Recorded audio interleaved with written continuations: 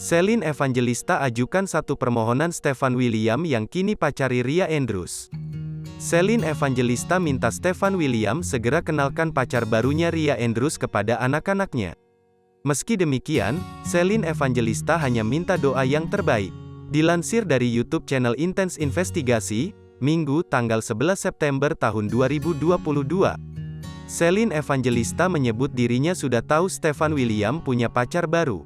Tetapi meski ia sudah tahu Stefan William memiliki kekasih baru, Celine mengaku anak-anaknya belum mengenal sosok kekasih baru ibu sambung mereka. Ia mengatakan bahwa Stefan William belum sampai di tahap memperkenalkan Ria Andrews kepada anak-anak.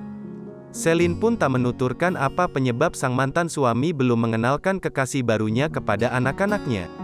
Sangat jauh berbeda dengan Celine, anak-anak mereka justru sudah mengenal Marshall Widianto, pria yang selama ini diisukan dekat dengan Celine. Bahkan Marshall beberapa kali terlihat sudah mengajak anak-anak Celine dan Stefan William bermain-main di mall.